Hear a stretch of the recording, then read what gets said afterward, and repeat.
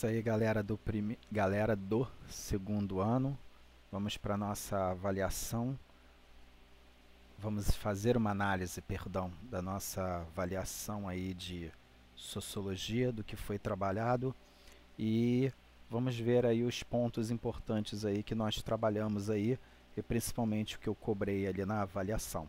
Lembrando, como eu falei anteriormente, uma prova super tranquila, uma prova light aí para vocês, dentro do esperado, tá bom? Bom, primeira coisa que vamos começar a discutir agora, avaliar, é justamente a primeira questão ali, tá? Bom, a primeira questão ela diz o seguinte: podemos dizer que a tecnologia e a comunicação nesta nova era digital mudaram as formas de socialização? Bom, essa questão aí não é a pergunta, tá? Não é a resposta, perdão, toda, não é a resposta toda, porque na verdade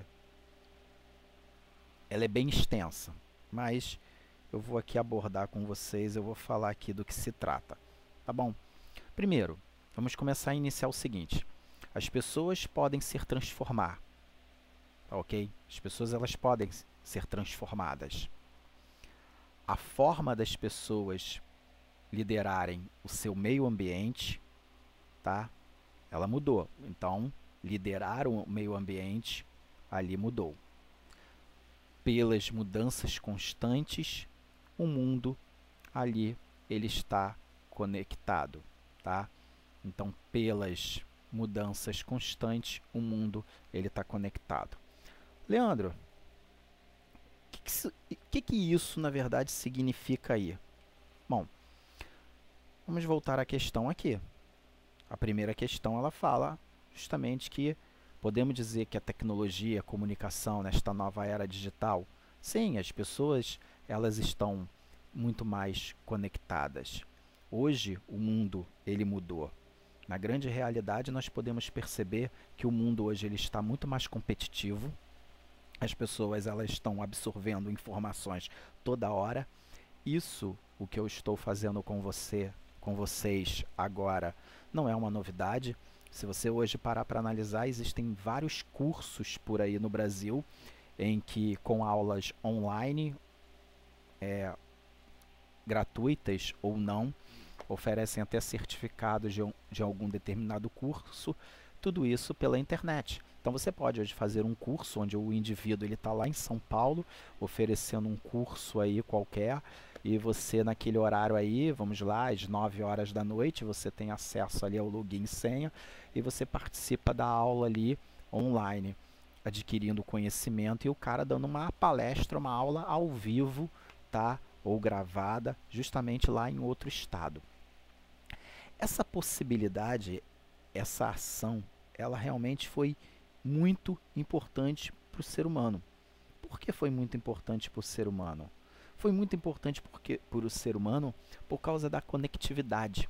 Nós estamos muito mais conectados hoje. Hoje o mundo ele está totalmente diferente. Essa conexão com o mundo, essas relações, elas mudaram totalmente a nossa maneira de agir, de ser. Bom, se nós estivéssemos hoje há 40 anos atrás, vocês não teriam essa aula justamente à distância, vocês não teriam acesso a esse material, vocês não teriam acesso a particularmente nada. E posso dizer perfeitamente que o que poderia ocorrer é que vocês estariam todos prejudicados aí, tá? Nos estudos de vocês. Sei que educação à distância ainda é um grande tabu, ela ainda é um grande desafio, mas posso dizer para vocês que, nossa, muita gente hoje participa de estudo online, participa de aulas online, tá? Eu mesmo já fiz um curso, mesmo com tanta dificuldade ali de horário, né, de bater horário, eu já fiz um curso de semana, né, de 5 dias. O cara estava em São Paulo fazendo uma palestra ao vivo, tá? E ele colocou o seu link, ele disponibilizou o seu curso ali, tá? E para mim foi ótimo, porque é um palestrante muito caro, né? E, nossa, pagar R$ 250 para assistir um palestrante e sabendo que ele está oferecendo um link para você poder assistir uma aula dele, né? Uma palestra dele que vai me enriquecer muito, tá? Lógico que eu vou ficar esses 5 dias, né? De graça, né?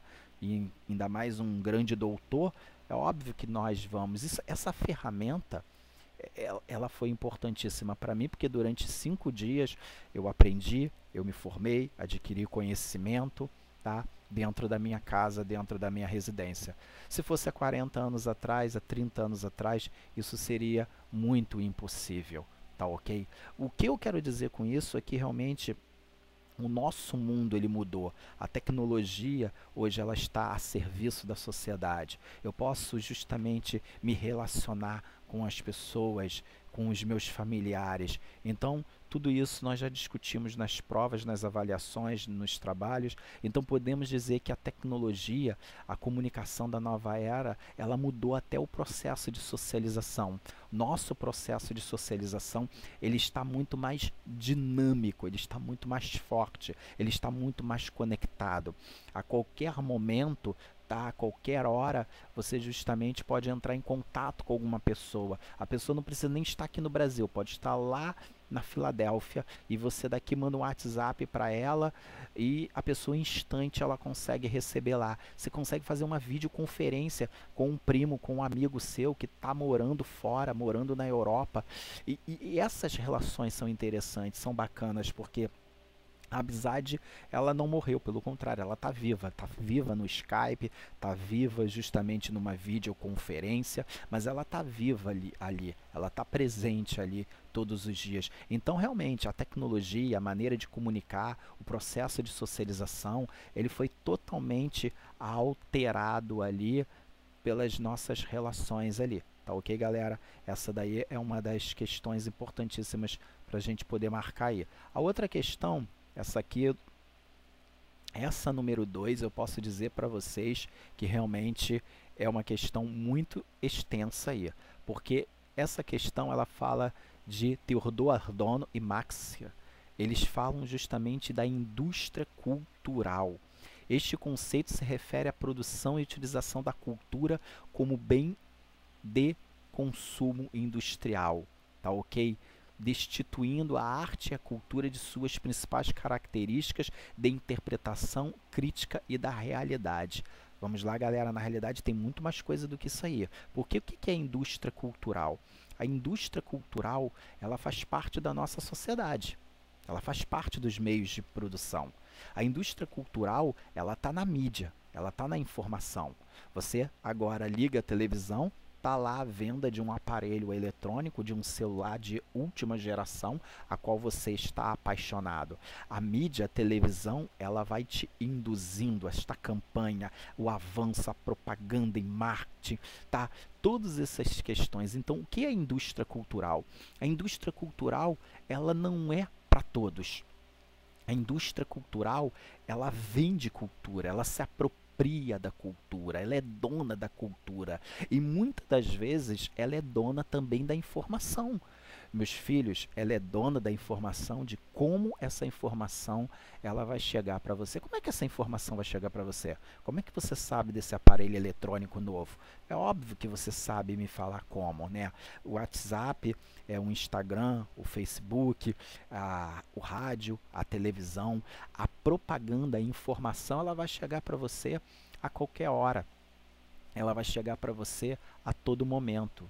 E isso daí vai bombardeando o seu cérebro, a sua mente, tá? Então a indústria cultural, ela tende a fazer isso com você. É óbvio que a indústria cultural, ela não é para todo mundo. Nem todo mundo vai poder comprar um HB20 que passa agora às 9 horas num canal de uma emissora aí de televisão. Nem todo mundo vai passar por um shopping e vai ver justamente um produto e vai adquirir. A indústria cultural, ela tem barreiras também, né? Porque a burguesia e os capitalistas, eles vão se apropriar do produto, eles vão se apropriar daquilo. Então, quando você cria algo, você sabe para quem você criou. A grande análise é essa. Quando você cria algo, você sabe para quem criou. Quando você cria um iPhone de última geração, você sabe para quem criou. Você não criou para aquele cara que mora no Nordeste, para aquele seringueiro que corta cana, acorda às 4 horas da manhã para ir para o canavial, que ganha menos de $1. Você não criou aquele produto para ele. Mas qual é a massa que você criou? Para quem é que você criou aquilo ali? Então, quer dizer, a indústria cultural, ela domina os meios de comunicação e ela também domina os meios de produção. Tá ok, galera? Bom, na 3 fala o seguinte: como ocorre o processo de socialização e desenvolvimento das emoções dentro da sociedade? Essa também é uma questão extensa. Primeiro, os seres humanos, tá, normais, parecem ter as mesmas emoções básicas, que são sentimentos agradáveis, são tristeza, medo, alegria e como lidar ali com as pessoas. Então, como ocorre o processo de socialização dentro das emoções ali, tá? Primeiro, o processo de socialização, tá, e o desenvolvimento das emoções, eles se baseiam de vários fatores. Primeiro, o processo de socialização, onde eu vou lidar com as pessoas à minha volta, ela é uma coisa muito interessante. Porque, primeiro, nós só vamos nos socializar com as pessoas que nos identificamos. Na sala de aula, no trabalho, na sua faculdade, você vai se identificar com aquelas pessoas. O processo de emoção é baseado na afeição, na afetividade que você vai ter com aquelas pessoas. Então, aquelas pessoas ali, tá? O A, o B, o C, você vai ter afeto, você vai ter carinho e você vai despertar amizade, você vai despertar muita coisa.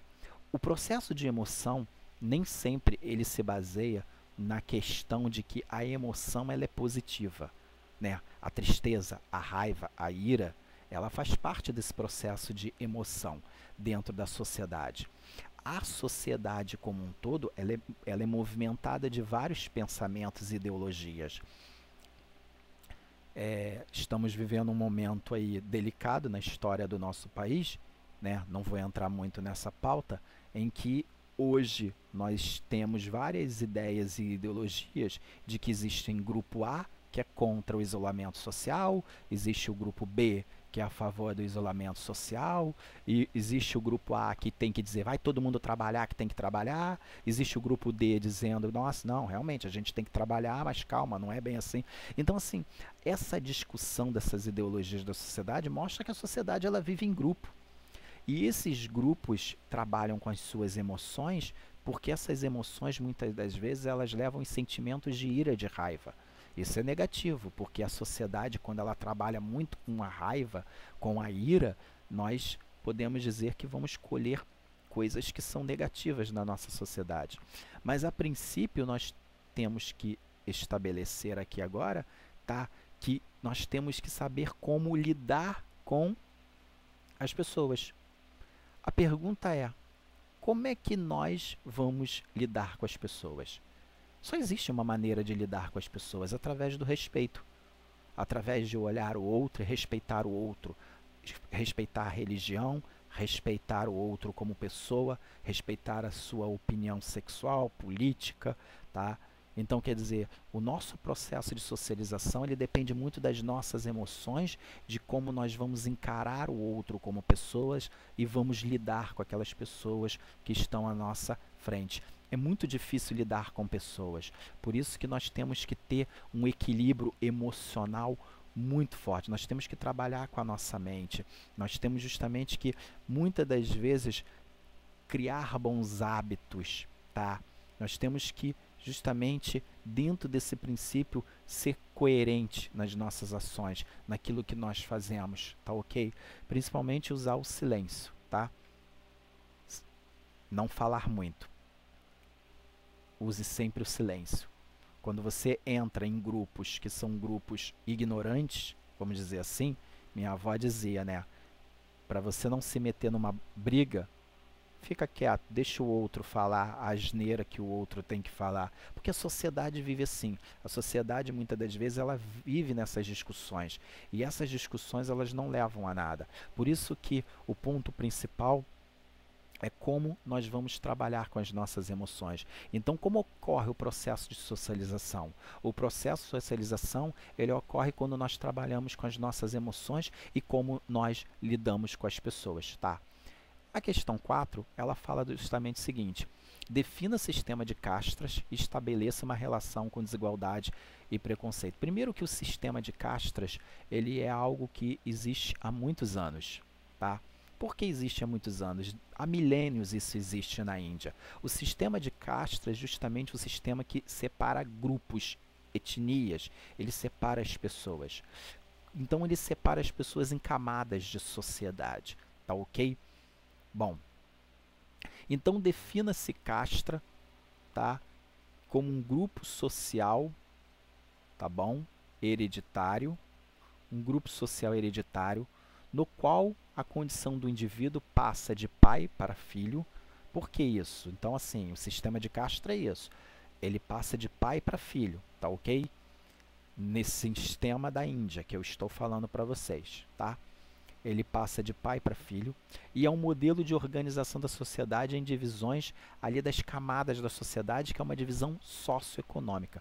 Então, o sistema de castra, ele é uma divisão socioeconômica.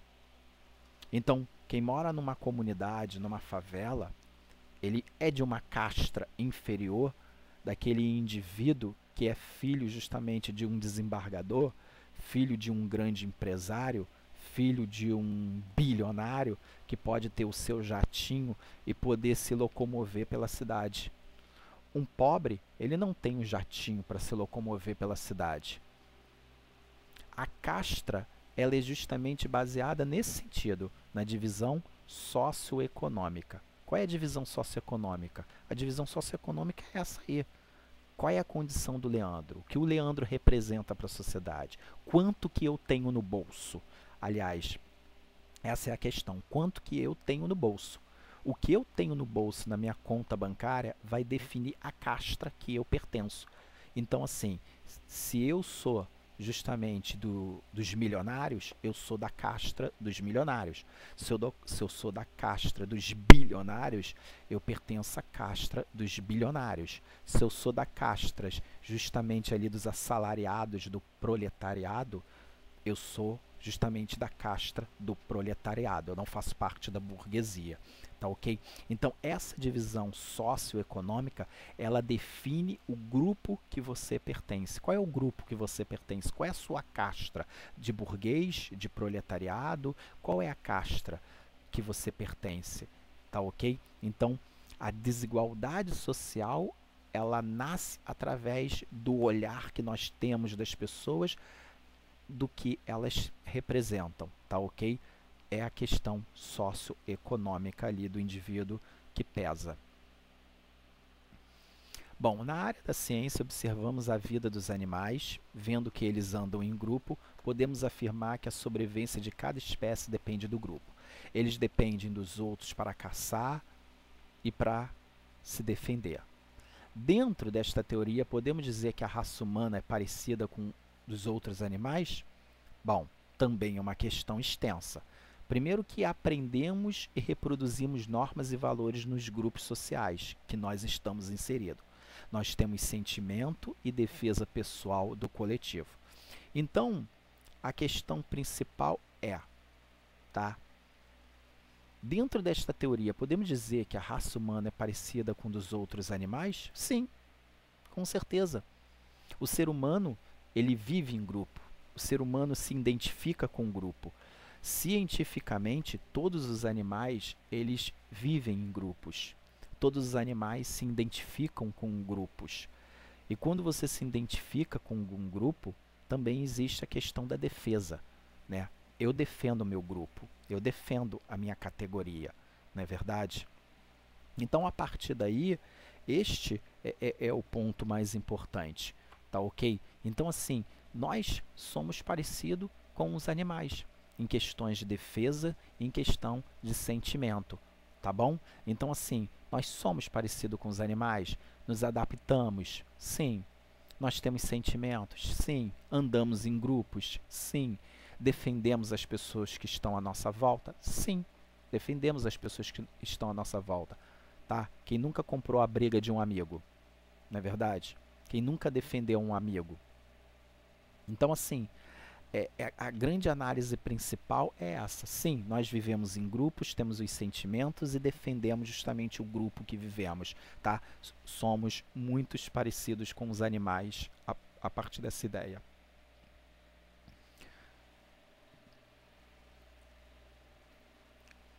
Bom, continuando a nossa análise da nossa prova aqui, tá ok? Vim só confirmar alguma coisa aqui, vamos descer, descer até demais, 6, né?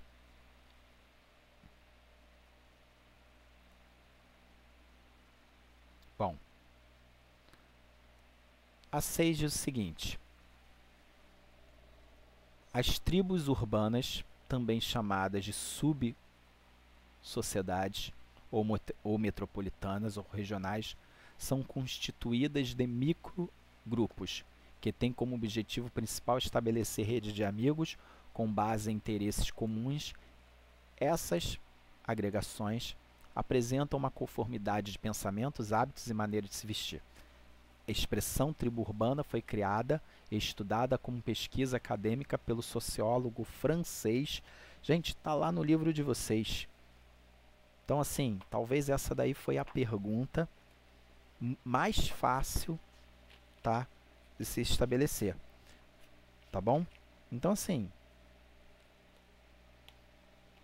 na página 11, tá? Na página 11, nós podemos estabelecer esse conceito. E aí, nós podemos falar justamente que este conceito foi apresentado justamente por quem? Hein? Esse conceito, página 11, da unidade 5, por Michel, quem? Exatamente aqui. Esse conceito foi criado justamente por esse indivíduo aqui. Eu quis pegar essa questão aqui justamente para você ter ideia de que nesta página 11, tá ok? Ela já começa justamente a falar do conceito e da definição de tribos. Então, quando nós começamos a pensar ali no conceito e na definição de tribos, de como vivemos, de como é esta tribo, de como esta tribo ela se organiza, através de que ideia, de que meta, de que trajetória, nós começamos a pensar que a principal coisa que esse sociólogo francês fez foi analisar o comportamento ali das pessoas, de como essas pessoas, elas estavam vivendo, como essas pessoas elas estavam inseridas. Isso fala da questão do grupo. Nós vivemos em grupos, nós vivemos em sociedade. E por questões de viver em grupos, em sociedade, nós defendemos esses ideais aí. Na questão 7, nós começamos a falar sobre o seguinte. Qual é a questão 7 aqui? Na questão 7, ele fala justamente de um ponto. Tá? Ele fala de desagregação familiar, desemprego, analfabetismo, conflitos religiosos vivido pelo homem no contexto atual, levam a sociologia não somente a estudá-lo, mas também, sobretudo, dar respostas aos mesmos. Bom, dentro dessa análise a questão é, esses problemas que levam ao estudo da família, economia, educação, religião, inserem-se no contexto de fácil. Vou até beber um copinho d'água aqui. De cara você olha e ela já demonstra para você qual é a questão. Pronto, já bebi um copo d'água. E qual é a questão aqui? A 7 fala de B. As instituições sociais. A sociologia, ela estuda as instituições sociais. Ela estuda o comportamento das instituições sociais. Como essas instituições sociais elas agem, como elas estão agindo. Tá ok? E a 8, logo de cara, a 8 ela é a B. A 2 e 3. Avalie as seguintes afirmativas acerca da organização familiar em nossa sociedade atual. Vamos lá. 2. As mulheres têm ganhado espaço no mercado de trabalho. No entanto, a ausência da participação dos homens nas tarefas domésticas. Fato. Os homens ainda não participam das tarefas domésticas. Eles ainda deixam as mulheres ainda com essa tarefa. Tá? Mas é notório mostrar que as mulheres têm ganhado muito mais força e espaço no mercado de trabalho. As mulheres demonstram a sua competência, elas demonstram justamente as suas habilidades, elas demonstram justamente a sua superioridade, tá ok? E a 3, a família tem transferido à escola a tarefa de educar e socializar seus filhos, algo que é errado. A família ela não tem que transferir para a escola a tarefa de educar e socializar seus filhos. Pelo contrário, eu sempre falei isso para vocês. Eu, como professor, não tenho que educar ninguém. Eu dou aula de história, eu dou aula de sociologia, eu dou aula de filosofia. Eu, quando entro em sala de aula, eu tenho que passar para vocês conhecimento, tenho que passar para vocês informação. Esse é o dever do professor, principalmente o professor de ensino superior, o professor de ensino médio. O dever do professor é esse. A função de falar para o aluno a maneira em que ele tem que ter os bons modos não cabe a mim. Então, quer dizer, a questão 2 e 3 é a correta, tá ok? As mulheres têm ganhado espaço no mercado de trabalho e a família tem transferido à escola a tarefa de educar seus filhos ali. E na 9, quando falamos de identidade, logo pensamos em que somos, né? A construção da identidade como ser brasileiro, ser português, ser cigano, ser gremista, ser homem, ser mulher e por aí vai, tá? Pela qual se marca as fronteiras de pertencimento social e cultural, tendo por base o anúncio, tá? O anúncio de cima. O que é correto afirmar sobre essa ideia da identidade, do que pensamos e do que somos? Primeiro, vou logo matar logo de cara para a gente não falar muito sobre a situação. Tá aqui, ó. Identidades são produtos de marketing e geram vínculos entre os indivíduos. Acabou. Todos nós, dentro da sociologia, todos nós somos seres humanos. Todos nós somos pessoas. Todos nós temos defeitos. Todos nós somos da mesma raça, do mesmo grupo. Então, a ideia principal de que separamos esses grupos, sou vascaíno, sou botafoguense, eu sou...